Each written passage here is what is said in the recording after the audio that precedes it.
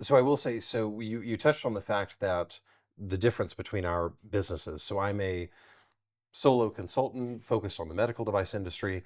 Um, I have definitely done some advisory engagements, and I'm doing more. And you're out there and you have a medical device company and you aren't sure about essentially what's necessary with software, I can help you with that. But I also like to do large development projects, and I'm still very comfortable doing that and want to do that for a while more. I haven't gotten tired of it yet. And so I've made peace with the fact that that's going to be a large part of my business, is doing those large development projects as an engineer. And so I don't get as many swings at the plate as you do in terms of my projects take longer, so I don't get as many of them during, say, the 3.5 years that we've been doing this podcast.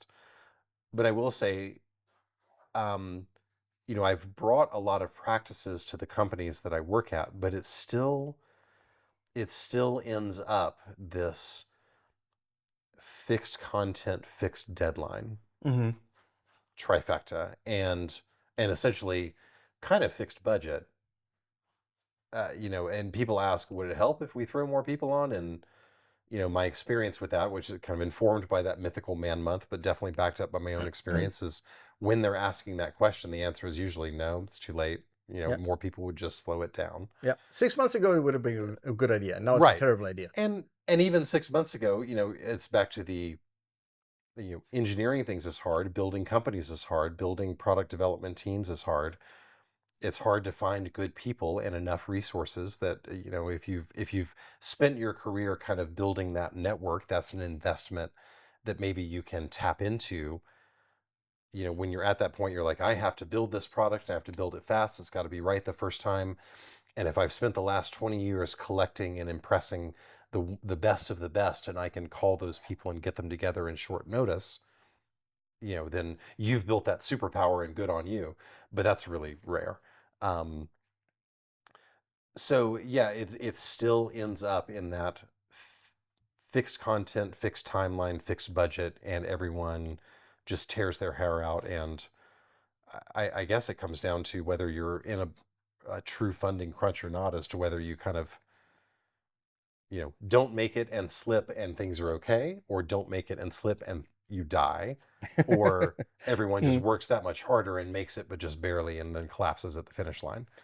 Um, Yeah, and the interesting thing about this is that, it happens. It's happening to projects that yeah, and I've of worked on course, the recently. Agilists will say, don't do that. Yeah.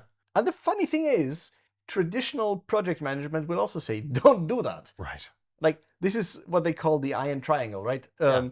Time, budget, functionality.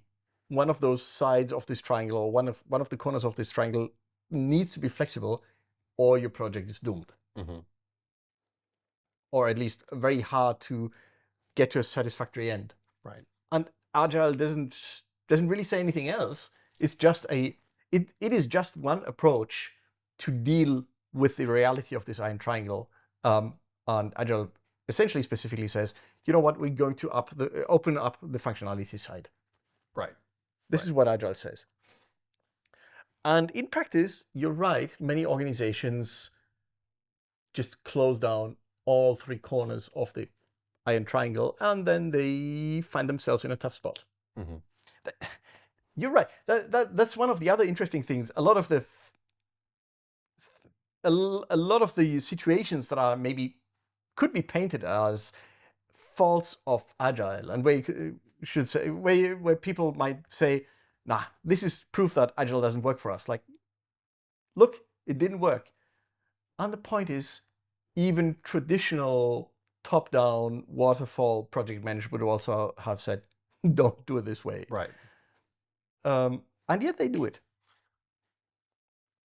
Which, by the way, is also something that I've observed over the years, which is that too few organizations really pay attention to the beginning of the pipeline, to really nailing down the requirements, really nailing down the user stories, being really intentional about what they are building, how they are building it, why they are building it. Hmm.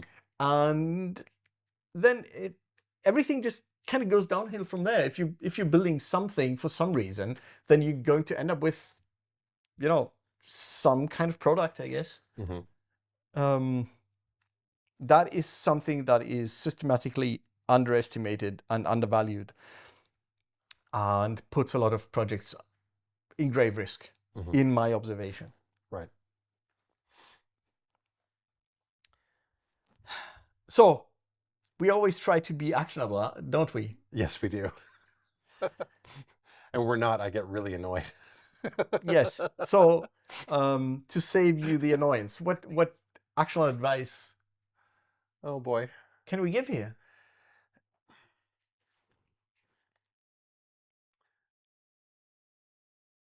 I'm going to ramble and then edit this down. Sounds good. I empathize because a lot of those constraints essentially are can be externally imposed. Um, and the people who kind of know that this is setting a project up for failure just aren't in a position to change how the old project is structured. Um,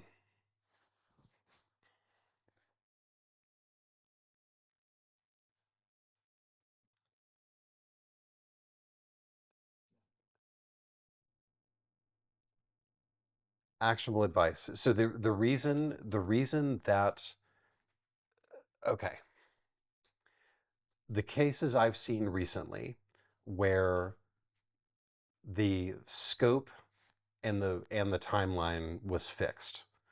Um,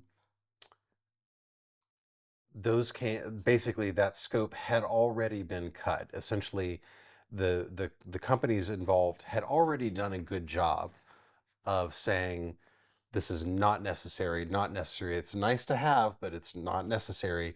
And we're kind of kept cutting it back to where we're really down to the bone, and you really can't cut it anymore and have it be a product. Like it still has to do the thing.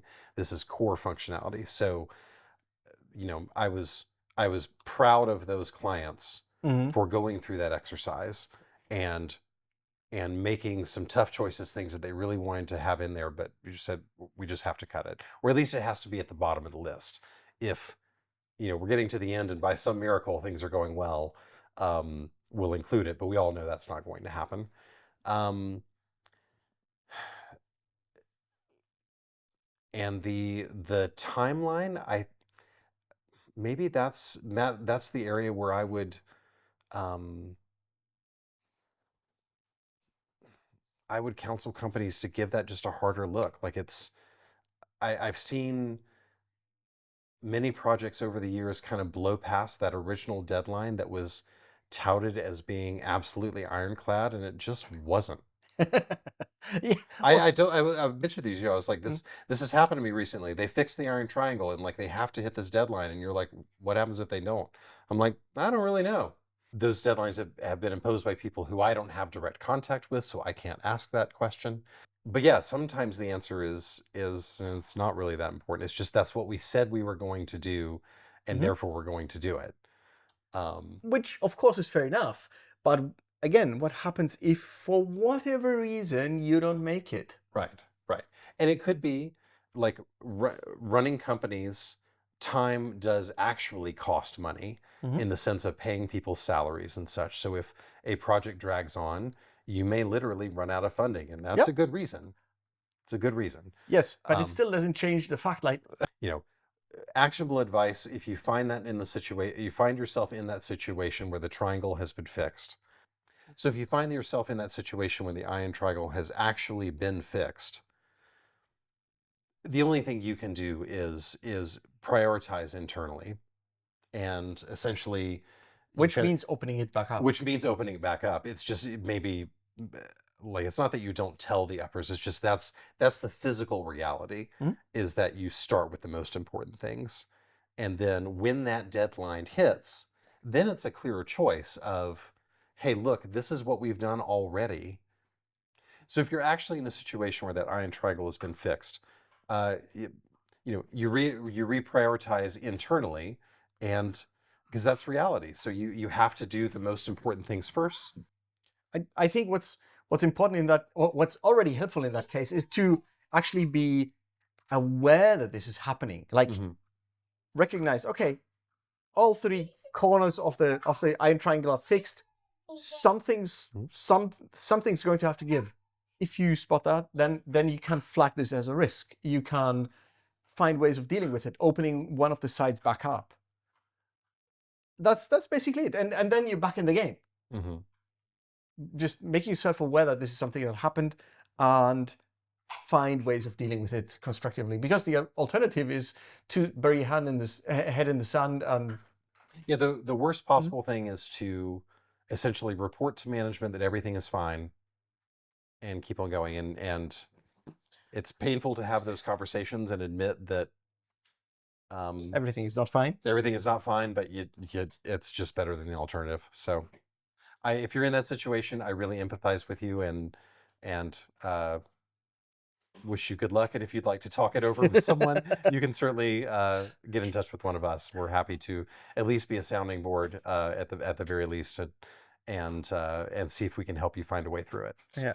In terms of actionable advice, be on the lookout for those situations where something or too many things get fixed, and then you're going to be stuck in a tough place, and then find ways of doing something about it.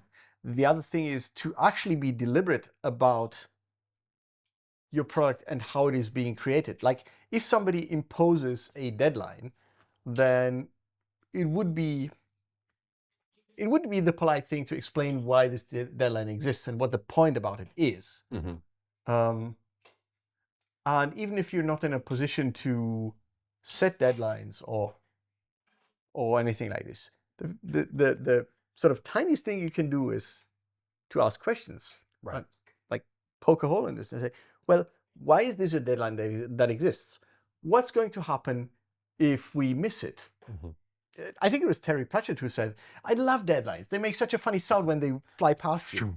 Yeah, you know, they are touted as this ironclad thing, and they are anything but, aren't they? Right.